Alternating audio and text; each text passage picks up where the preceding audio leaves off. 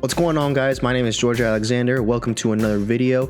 Today's video is going to be a little different. I'm going to take a break from the whole video game playing just for a moment, just for the sake of this video. As you guys know, I'm a film student, and anything that has to do with film and the film industry, you know, it's like something that I'm deeply involved in, because not only am I studying it, but it's something that I want to do after I graduate from college. So if I see anything that has to do with the film industry or a movie, not just movies, but like anything about the industry itself on YouTube or in the news, I'll look into it just out of curiosity.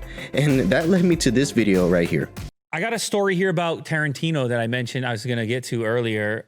And of course, this is relevant right now because the movie theater seems like a thing that's, I don't know if it'll ever come back the way it was given the state of things in the world, but they are coming back, movie theaters. They're definitely not done yet. Unfortunately, it's a losing battle with theaters. So you think they're done? It's kind of unfortunate because that is a real way to experience a movie. Definitely. You know, big screen, the whole thing.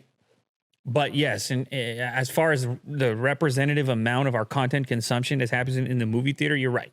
We're already trending that way before everybody got isolated and locked up. So this guy is a big YouTuber. He has a channel named Unbox Therapy. I watch his videos a lot. You know, I really like the content he makes. But in this video right here, when I saw it, I knew I had to make my own video. He basically said that the movie industry, the movie theater experience, that it's going down because of what happened, you know, with the coronavirus. The coronavirus. And he said movie theaters are done. That basically, that it's not gonna get to what it was before because of, you know, isolation and social distancing and whatnot. Now, leave it in the comment section below if you guys agree or disagree. Are movie theaters done? Is this the end of the movie-going experience? Now, me personally, I think it's not. And here's why. I have several reasons why. Because the movie theater experience is not just about going to the theaters and watching a movie for 2 hours. It's from the beginning. You plan it out with your friends. It's a social thing from the get-go. You set, like, you know a movie is gonna come out. Let's say Wonder Woman comes out next week. You text all your friends, you plan the event together. You guys need to make a plan to, let's say your best friend Joe, he has to work. Well, then we're planning to go see it the weekend that he's off or something like that. Then you plan ahead for this event. This isn't an event. It's like going to a concert or a basketball game. You know, you already know what you're gonna do that weekend, so you plan for it in anticipation. Also, it's exciting. Just knowing that you're gonna go see a movie in the movie theaters is exciting, something you look forward to. That's why a lot of people love going to the movies, and that's why theaters spend good money. Well, I mean, not all theaters, but the good theaters like Regal, AMC, they spend good money to make sure that these theaters are well staffed, that the theaters are clean, they're comfortable, and they prep almost like the arena almost for people to come in and sit down and enjoy this movie. And I haven't even gotten to the part about the IMAX screens and the sound system. I'll get into that in a second.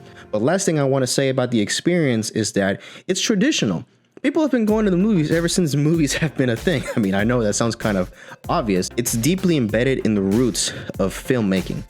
The concept of premiering your film in a theater, in a box office. Now, I mentioned earlier the thing about the IMAX and the sound system. Now, I don't care what anybody says. I don't care how much money you invest in your home entertainment studio, whatever you call it. You literally can't compete with an IMAX display. I don't care how good of a TV you have. For you to have a TV the size of an IMAX screen, you would need a bigger wall. Let's just say that. Like, the average wall in your house is not big enough to fit an IMAX screen from a movie theater. Okay, I'm just gonna leave it at that. And now going to the audio system. I know that some people invest in all this amazing equipment to have surround audio in their house, but forgetting about the quality of audio, let's just focus on the volume. Do you know how loud sometimes the movie theaters get? Like, for you to play a movie at the volume that you get at a movie theater, you probably piss off your neighbors, okay? So you're not gonna be able to compete with the image nor the audio of a movie theater in your home. I don't care what anybody tells you. That is a real way to experience a movie. You probably have to lock yourself in a basement that is soundproof, and that basement would have to be bigger than a 2-story house just for you to fit an IMAX screen in that basement. But yes, and as far as the representative amount of our content consumption that happens in the movie theater, you're right. We're already trending that way before everybody got isolated and locked up. Now, the last thing I really have to say is in regards to what he mentioned there is that the trend now is that people are starting to watch more Netflix, more Hulu, especially, because everybody's got more time on their plate to be at home. And that is true. But here is the big problem with premiering box office movies in Netflix. If you've ever wondered why Netflix, Hulu, and other streaming services, they don't have the newest movie that came out. They don't have the most popular movie that everyone's talking about. They have good movies. I'm not going to say they don't. Be real with yourselves. How many times have you said that you're going to wait for the movie to premiere, wait for it to reach Netflix before you actually go see it? That, nah, I'm going to movies too expensive. I really don't want to pay $20 for a ticket. I'll wait for it to hit Netflix, or at the very least, I'll wait until it's on DVD format. How many of you have actually stuck with that and have not gone to see it to a movie? Let me know in the comment section below, because I know that I've said that multiple times and I've never been able to fulfill that promise. Just the temptation of going to see that movie, it's too overwhelming. I can't wait. Now, if filmmakers started premiering their box office movies, I'm talking about Marvel, DC, Transformers, literally every single movie that people anticipate years in advance that is gonna happen in 2022. If they started premiering those movies on streaming services, it would make them more expensive. Let me explain why. Because people would want to see these movies, it would increase the demand that Netflix and Hulu and these other services experience. And so if demand goes up, price goes up. It's basic fundamentals of economy, people. Demand goes up, price goes up. You'll no longer be paying $9.99 a month for Netflix. You'll probably be paying the same amount of a ticket every month for a service that really you're only going to use to watch that single movie. So is it worth it? I'm not sure. Now, I'm not saying that's what's going to happen. I don't think anybody really knows how those services would have to react, but that's just my best guess of how it would have to be in order for them to not only stay, in business, but this is how filmmakers make their money. Filmmakers spend millions, sometimes billions of dollars to make these, box office movies. They spend huge amounts of cash, not just to pay for the movie itself, but to pay the actors, pay the people that work on the movie.